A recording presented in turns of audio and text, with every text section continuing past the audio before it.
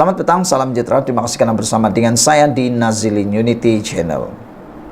Beranikah Perikatan Nasional berjanji akan pindah perlembagaan jika berkuasa?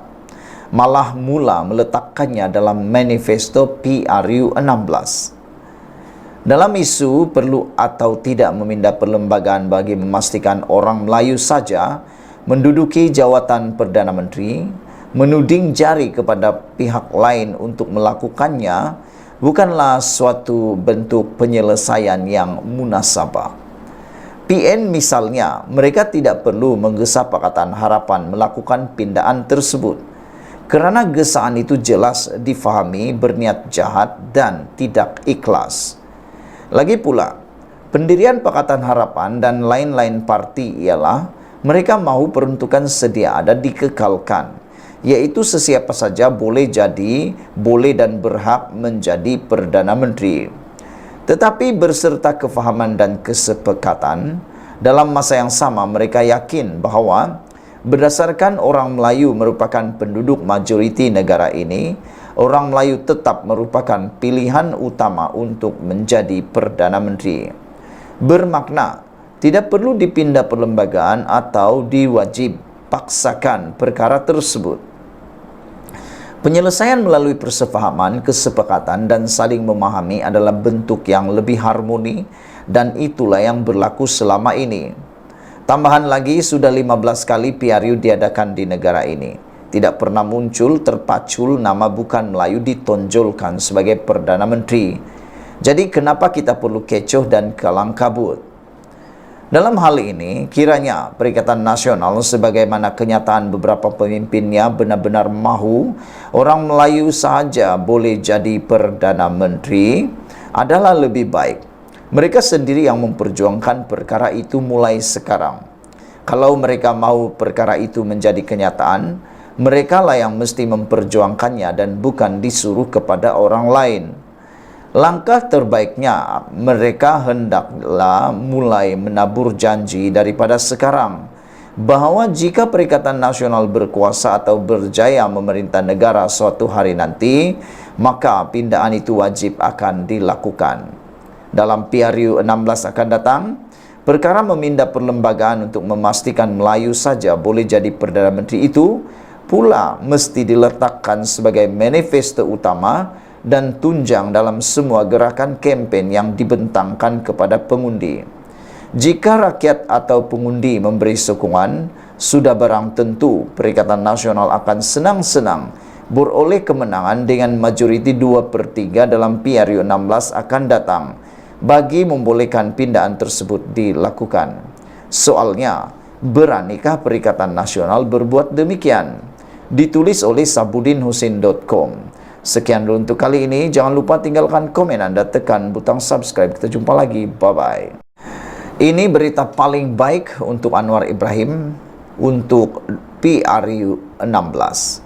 Mat Sabu kata, kerajaan perpaduan tidak akan bertukar selepas PRU 16.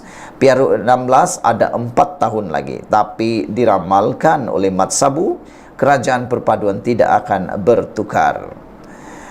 Presiden Parti Amanah Negara, Datuk Seri Muhammad Sabu yakin kerajaan perpaduan akan kekal memerintah negara ini selepas PRU 16. Menurutnya, kenyataan itu bersandarkan vote bank yang dimiliki khususnya di negeri-negeri yang ditakbir kerajaan ketika ini. Saya yakin kita boleh menang semula untuk terus memerintah selepas PRU 16 sebab kita ada vote bank di Sarawak, Sabah, Johor, Melaka, Negeri Sembilan, Wilayah Persekutuan dan Pulau Pinang. Di negeri-negeri ini, bila kita lihat perkembangan politik dan suasananya, insya Allah cukup majoriti untuk bentuk kerajaan. Katanya ketika berucap merasmikan Konvensyen Pemuda Amanah Nasional 2023 di salah sebuah pusat acara di Bangsar di sini pada Sabtu. Malah katanya, bukti kerajaan perpaduan diterima baik juga dapat dilihat dengan sokongan semakin baik diberikan penjawat awam yang menjadi undi penting dalam setiap pilihan raya. Undi penjawat awam kepada kita sebelum ini begitu parah. Susulan wujud dakwaan kerajaan akan bertukar selepas pilihan raya 6 negeri. Tetapi selepas tidak ada pertukaran kerajaan, mereka mula tunjuk sokongan kepada kita, katanya. Bagaimanapun, Muhammad Sabu mengakui sokongan kuat yang diterima di negeri-negeri yang ditadbir kerajaan belum mencukupi. Katanya, kerajaan juga perlu memfokuskan kepada usaha untuk menarik kembali sokongan rakyat di negeri diperintah pembangkang yang majoritinya pengundi Melayu dan Islam. Kita kena lihat kaedah bagaimana hendak tarik sokongan rakyat di Kelantan, Terengganu, Kedah dan Perlis. Kita tidak boleh terus jadi kerajaan tanpa sokongan orang Melayu Islam, kata beliau lagi. Saudara-saudara sekalian, diucapkan tahniah kepada kerajaan pimpinan Anwar Ibrahim yang bakal akan bertahan dan tidak akan ditukar selepas PRU 16. Kita jumpa lagi. Bye-bye. Selamat malam, salam sejahtera. Terima kasih kerana bersama dengan saya di Nazilin Unity Channel. Wah, ini satu pengakuan paling luar biasa daripada Khairi Jamaluddin. Khairi Jamaluddin telah dipecat oleh UMNO gara-gara beliau melawan presiden. Akhirnya hari ini pula timbul pengakuan yang berkaitan dengan Presiden UMNO juga, yaitu Zahid Hamidi. Kata Khairi Jamaluddin, Zahid betul-betul pengendali politik. KJ ulas rombakan jemaah menteri. Khairi Jamaluddin yang dipecat daripada UMNO mendakwa Zahid Hamidi menunjukkan kepada pemimpin bawahan bahawa beliau satu-satunya yang boleh kekal dalam UMNO. Bekas Ketua Pemuda UMNO menyifatkan Zahid Hamidi betul-betul pengendali politik dan mendakwa timbalan Perdana Menteri itu terlibat dalam rombakan jemaah menteri baru-baru ini. Rombakan minggu lepas menyaksikan Zahid kekal sebagai jawatan timbalan Perdana Menteri dan mengekalkan portfolio sama. Khairi yang dipecat daripada UMNO mendakwa Zahid menunjukkan kepada pemimpin bawahan bahawa beliau satu-satunya yang boleh kekal dalam UMNO. Jadi Zahid merupakan orang yang sangat berkuasa, kata beliau. Apabila dia mendengar Perdana Menteri akan merombak jemaah menteri, dia akan berkata, ini adalah peluang saya, kata Zahid, kata KJ. Zahid mau memberitahu orang lain, walaupun saya telah menjalani pembedahan baru-baru ini, saya masih menjalankan tugas dan saya tidak ke mana-mana, kata Khairi Jamaluddin. Saya boleh pindahkan orang, tidak kira kamu timbalan presiden, naib presiden, katanya dalam podcast Keluar Sekejap bersama Sahrir Hamdan.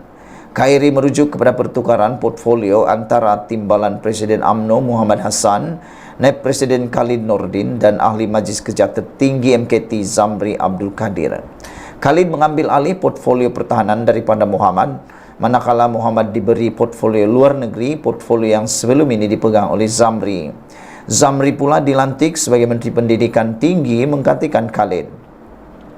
Dalam pada itu, Khairi kecewa kerana Kementerian Sumber Asli, Alam Sekitar dan Perubahan Iklim dan Kementerian Komunikasi dan Digital dipecahkan. Beliau mengakui bekas Menteri Nik Nazmi Nik Ahmad menunjukkan prestasi yang baik ketika di NRECC. Bagaimanapun memenangkan kementerian itu telah dipecahkan, mungkin memberi cabaran kepada Nik Nazmi untuk menjalankan tugas dengan berkesan. Khairi mendakwa pemecahan KKD kepada Kementerian Komunikasi dan Kementerian Digital semata-mata untuk mengekalkan Fahmi Fazil dalam jemaah menteri. Kementerian Digital kini di bawah pimpinan Gobind Singh Dio. Sepatutnya KKD hanya diterajui seorang individu, kata Khairi Jamaluddin.